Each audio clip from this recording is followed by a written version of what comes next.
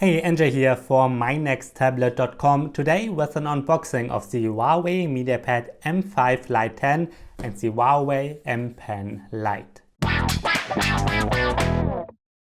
Alright, the Huawei MediaPad M5 Lite 10 has been announced for Europe a couple of weeks ago. It's available here now starting at 299 euros. However, I don't think it is available in the United States or Asia yet, but I think it will be soon. It might take about a couple of months, couple of weeks, up to a month maybe, but it should be available everywhere. I'm pretty sure of that because the previous versions have been. So yeah, in this video we want to unbox the Huawei MediaPad M5 Lite 10. As the name says, it is the Lite version of the Huawei MediaPad M5 series that was announced in February, I believe, of this year. Anyway, I reviewed the M510 and M58, and yeah, those are quite nice tablets, high-end tablets. And if you don't need as many features, then you might want to take a look at the MediaPad M5 Lite 10. It actually has a very similar design. However, the performance won't be as good and the display is not as high resolution. But if you need the speakers, fingerprint scanner and so on, then the M5 Lite 10 might be the tablet for you. Alright, inside the box here, that was a tablet. Let's take a look inside the box first. We've got a SIM eject tool or micro SD card eject tool. I've got the Wi-Fi version, but there will be an LTE version as well that will also support GPS. Inside the box, we've got a warranty card and a quick start guide. And then we've got a cable here that doesn't want to go out.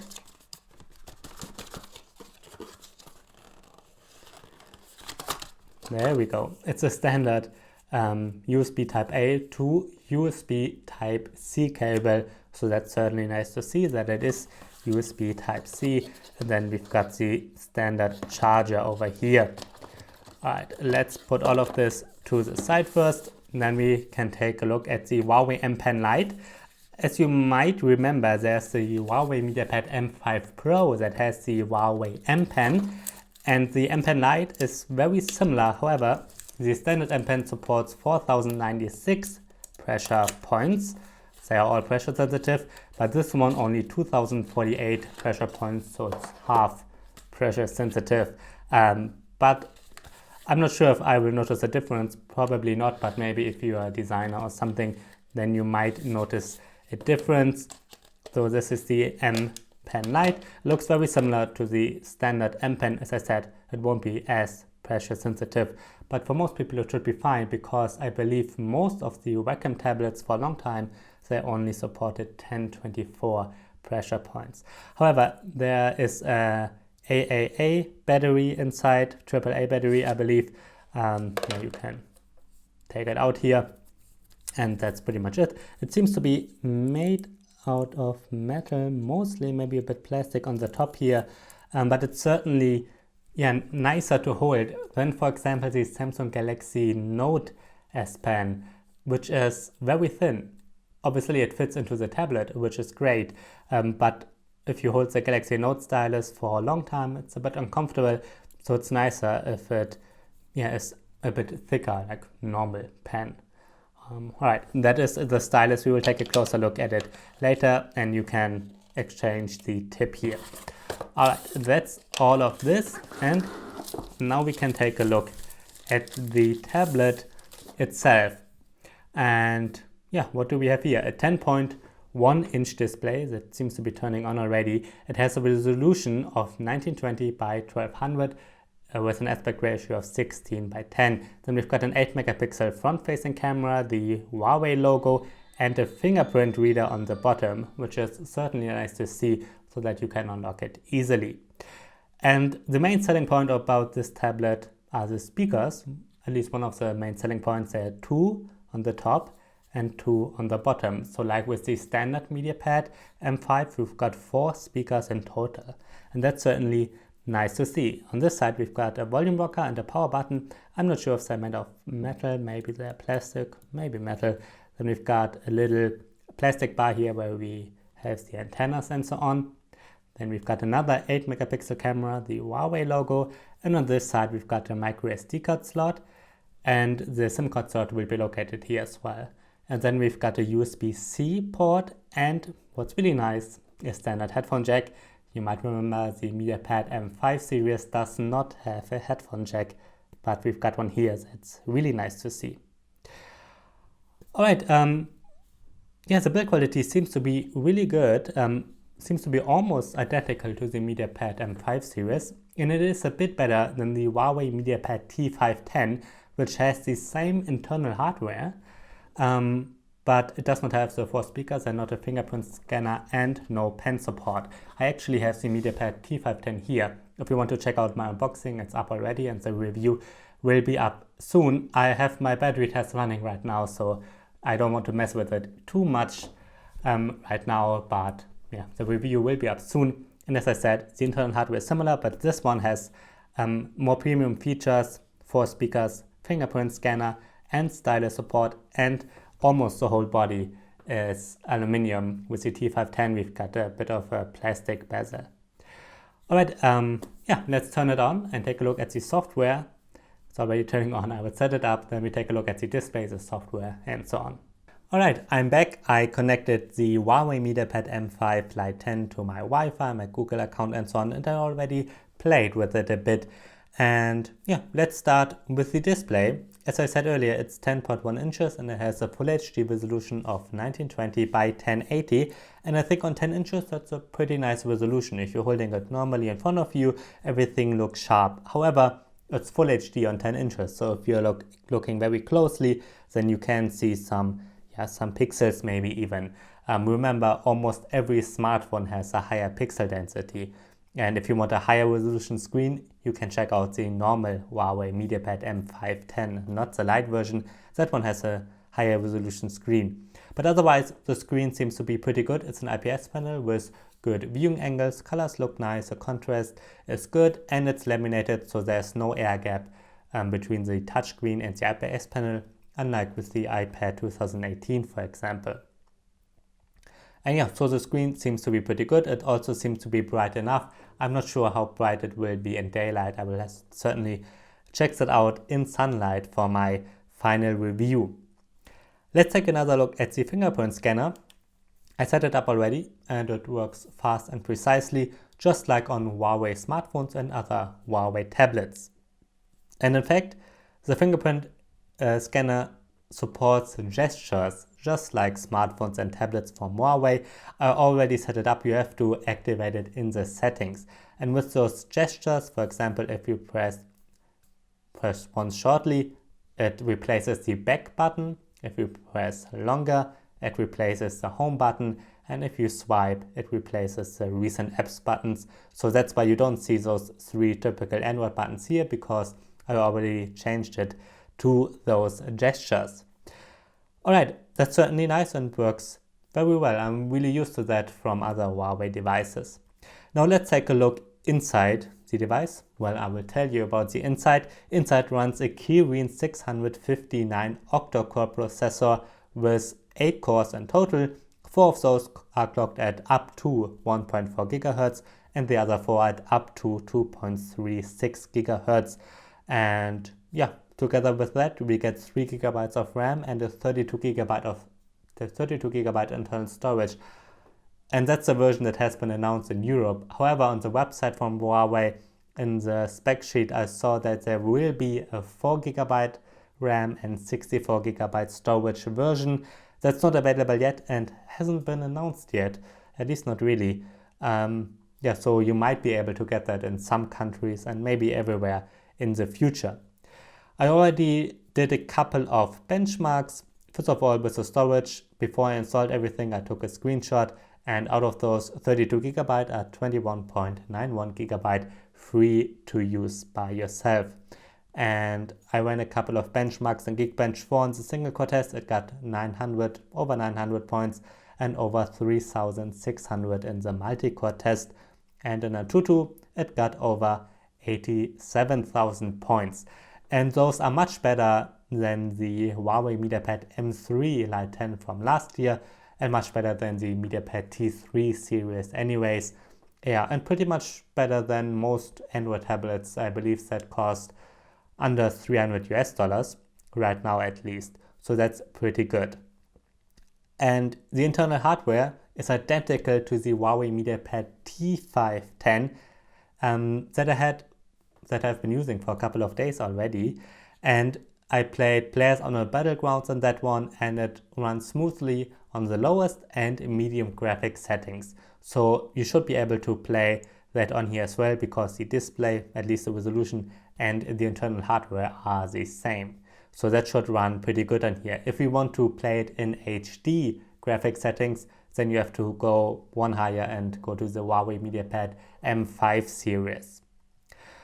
Alright, that's about the performance. Now let's take a look at the operating system. On here runs Android 8.0 Oreo, and I can quickly confirm that in the settings over here it's Android 8.0 Oreo.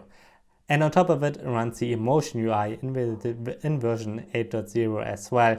And it's pretty much identical to previous smartphones and also tablets from Huawei.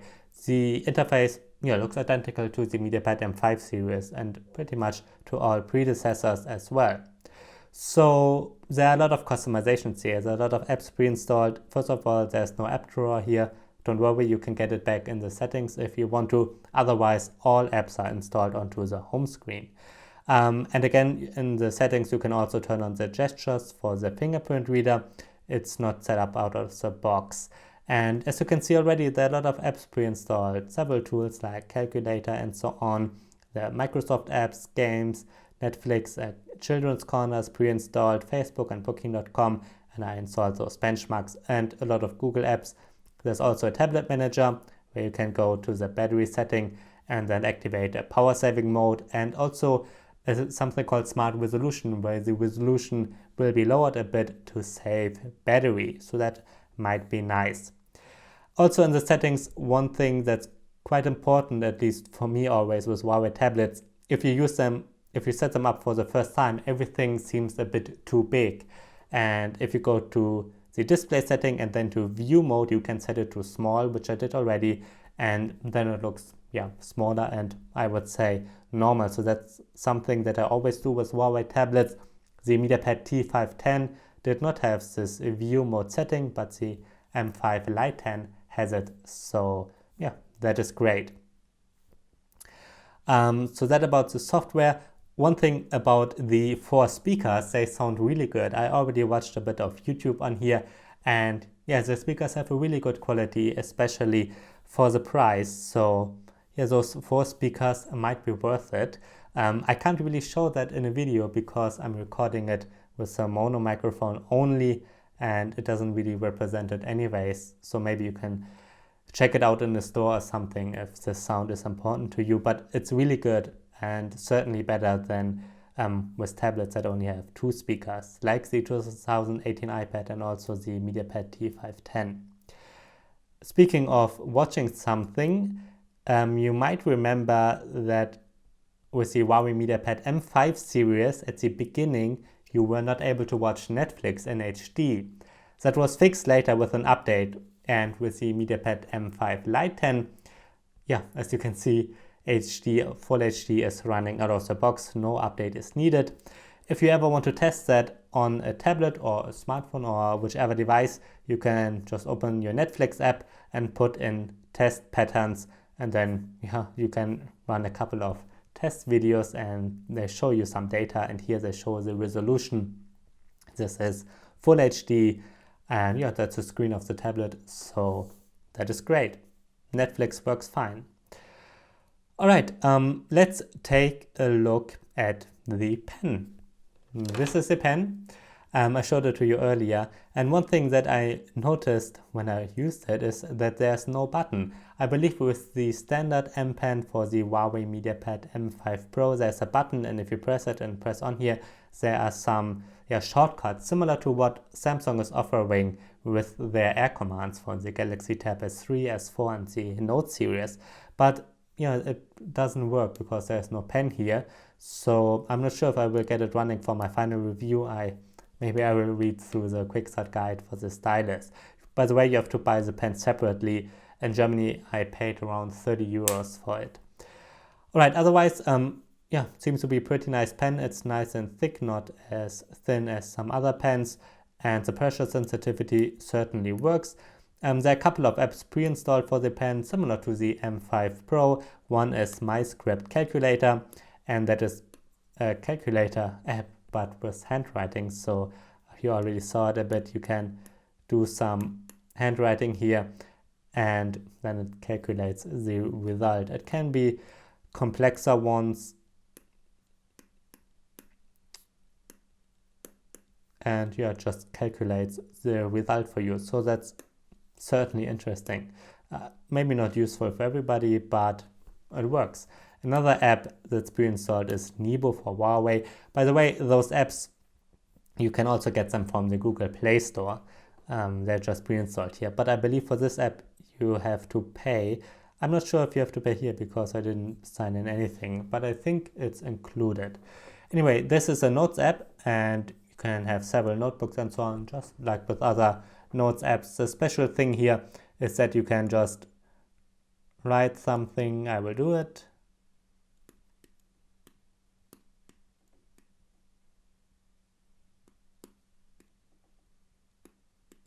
So you can write something, and then hopefully it gets recognized. My test never gets recognized. Anyway, you can just write it, and then you can, for example, press here, press convert all, and then it's converted to computer text. Usually it should work pretty good, especially if you have a kind of decent handwriting, which I have not. And by the way, you can just put your whole palm on here. You can still write normally. Well, that should work at least. Yeah, seems to work. All right, that's it. That's what's pre-installed. Again, there are no shortcuts. However, you can take a normal screenshot and then go to edit, and then you can annotate it a bit. However, it works just like with all Huawei devices. So this is not a special pen feature, but you can do it if you want. Otherwise, you can download Autodesk, Sketchbook, and so on from the Play Store, Adobe apps, or PDF annotating apps, and then use those. One thing that is included is, yeah, you can see it already, is handwriting recognition. When you're using the pen and you're going to a text field, then the handwriting recognition is opened automatically, and then you can write here. Yeah, my handwriting, it's really late already. It's really not that good. It should work decently. It's probably not as good as under Windows 10 or something, which has really good handwriting recognition. Yeah, but it should work fine. I will certainly test out the Stylus more for my final review. Yeah, but as you can even see it here, but it is pressure sensitive. So if you press harder, you get a thicker line. If you are not pressing as hard, it is a thinner line. So yeah, it works nicely. Alright, my first impressions of the Huawei MediaPad M5 Lite 10 are pretty good. I really like that we are getting a nice metal design here. It's really a bit higher end than the MediaPad T510, which has a plastic bezel. So really nice that we get a metal body here. 4 speakers that seem to be pretty good as well. The screen is decent, not super high resolution, but Full HD is totally fine. And the performance should be fine for most people as well. But if you want really better performance, then you should check out the normal MediaPad M5 series or the Samsung Galaxy Tab S4, for example. That will be much faster as well. Fingerprint scanner works nicely. The Stylus seems to be nice.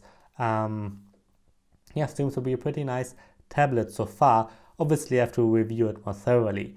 There are a couple of interesting alternatives. One is, if you want to spend less money, you don't need the pen, you don't need the fingerprint scanner, and you can live with 2 speakers only, then you can check out the Huawei MediaPad T510. I've got an unboxing video of that one up already, and a review will follow soon. The internal hardware and the screen are pretty much identical. Same goes to the software. It just doesn't have those extra features for which you pay a bit more. The MediaPad T510, depending on the version, costs 199 or 229 euros. Again, there are no US prices yet, and it's not available right now in the US or Asia. But as I said earlier, it should be, really should be in a couple of weeks or maybe a month or so. Another alternative is obviously the Huawei MediaPad M5 series. The M510 or M5 Pro has a higher resolution screen and better performance. Other features are similar. With the M5 Pro you can get a bit better pen, but you also pay a lot more. However, there are also a lot of direct alternatives to the M5 Lite 10. One is the Samsung Galaxy Tab A 10.5 that will be released any day now. It has a similar screen, similar internal hardware, Android Oreo as well, and if I remember correctly, it has 4 speakers as well. No fingerprint scanners though.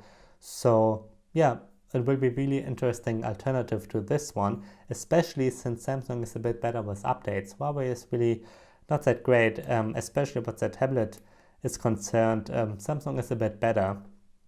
Another direct alternative will be the Lenovo Tab P10 that was just announced as well. You can't buy it yet and nobody has seen it yet. I will see it in a couple of days at IFA hopefully. And that one has a similar display, similar features, fingerprint scanner, 4 speakers. It has a metal frame but a glass back, similar to the Samsung Galaxy Tab S4 and S3. Yeah, but it has similar hardware as well, similar features overall, so that might be a nice alternative too. If you really want a fingerprint scanner, 4 speakers, but don't want to spend as much money, you can also check out the MediaPad M3 Lite 10 from last year. It's cheaper, the performance is much weaker, but besides that, and it's running Nougat, but besides that, it's very similar. So if you don't need that much performance, it might be worth to check out to save some money too.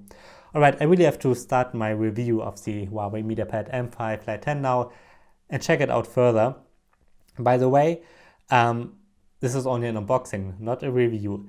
However, once my review is up, or whenever you want to, you can always go to mynexttablet.com. I will quickly show you.